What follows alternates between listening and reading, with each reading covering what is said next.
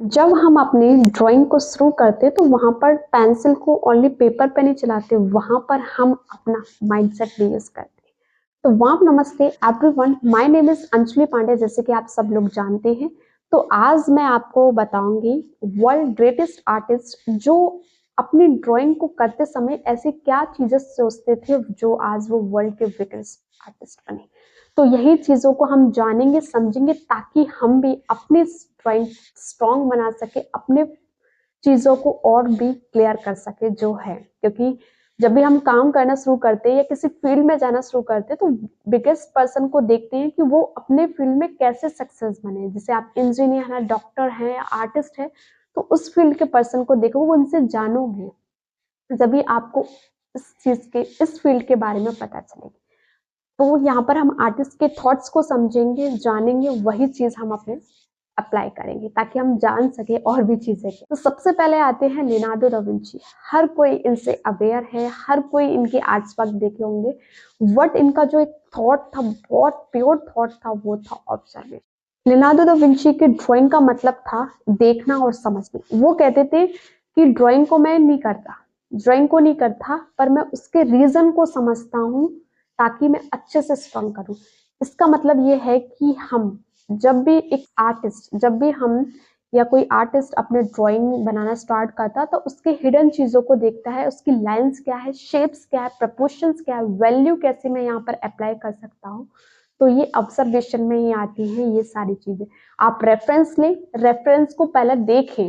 ये नहीं है कि आप बनाना स्टार्ट कर दिए। जब मैं भी थी तो बनाना स्टार्ट कर दिया, बट अब थोड़ा सा माइंड ओपन हुआ, चीजों को समझा, जाना और यहाँ पर काम कर। तो माइंडसेट को चेंज किया, यहाँ देखा। तो ऐसे ही आप भी ऑब्जर्व कीजिए, रेफरेंस को बनाने से पहले आप चीजों को ऑब्जर्व। तो हमारे सेकंड जो आर्टिस्ट है माइकल एंजेलो, जो आप जानते होंगे, जो एक इटालियन स्कल्पचर और पेंटर है। तो उनका एक थॉट था डिस्कवर। वो मानते थे कि आर्ट आर्ट पहले से ही मटेरियल के अंदर होती है, बट आर्टिस्ट का एक काम होता है उससे बाहर निकालना, उससे निखारना। इसलिए जब भी हम ड्रॉ करें तो हमें इतना प्रेशर लेना नहीं चाहिए, जस्ट जो चीजें हैं उसको धीरे धीरे फॉर्म को डिस्कवर करना। थर्ड आर्टिस्ट है हमारे पिकासो एंड वैन गॉग। तो उनका एक थॉट था कि वो फीलिंग को एक्सप्रेस करते थे। जो हमारे पिकासो, तो फीलिंग्स को देखते थे, वो लाइंस को कम, लाइंस पे इतना परफेक्शन नहीं, वो फीलिंग्स को ज्यादा यहाँ पर एक्सप्रेस करते थे। और वही हमारे वैन गॉग हैं, वो दिल की आवाज को समझते। तो आप देख सकते हो कितना स्ट्रॉन्ग प्योर थॉट लेके वो अपने आर्ट वर्क पर काम करते थे। क्या आप ऐसा थॉट लेकर काम करते हैं? अगर करते हैं तो मुझे कमेंट कीजिएगा, मैं भी जान सकूं कि आपका कौन से थॉट पर आप काम करते हो। ऑब्जर्वेशंस पे करते हो या डिस्कवरी पे करते हो, या अपनी फीलिंग को एक्सप्रेस करते हो, बट उससे पहले उनके फंडामेंटल्स काफी क्लियर, तो उन्हें पता था जब भी वो यहाँ पर लाइंस की बात कर रहे हैं। आप देख सकते हो हमारे जो फोर्थ आर्टिस्ट हैं रेम्ब्रांड है, वो लाइट्स एंड शेडो को ज्यादा देते थे उनके।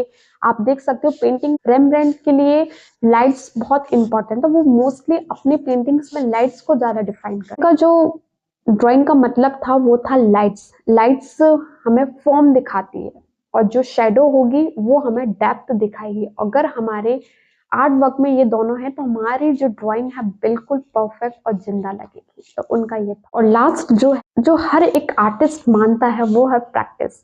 प्रैक्टिस के बिना आप कितने भी फंडामेंटल सीख लो, अगर प्रैक्टिस में उन चीजों को उतार नहीं रहे तो वो भी आपकी, आप भूलने लगोगे, चीजों को वीक होने लगेगी। बट जो आपको फंडामेंटल्स पता है और अच्छी तरीके से आपने अप्लाई कर रहे हैं या कर चुके हैं तो वो आपके स्ट्रॉन्ग बन जाएंगे। तो प्रैक्टिस बहुत इंपॉर्टेंट है। मैं काफी बार बताती हूँ कि करत करत अभ्यास जड़ मत हो सुजान, रसरी आवत जाते सिल पे परत निशान।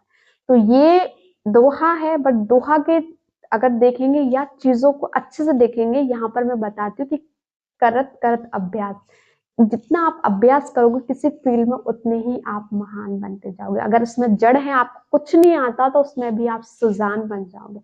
तो आई होप ये वीडियो आपको अच्छी लगेगी, आपने थॉट्स को समझा होगा। अगर आपने थॉट्स को समझा तो मुझे बताइएगा कौन सा थॉट्स आपको अच्छा लगा और मुझे कमेंट कीजिएगा ताकि मैं चीजों को समझ सकूं। Thank you.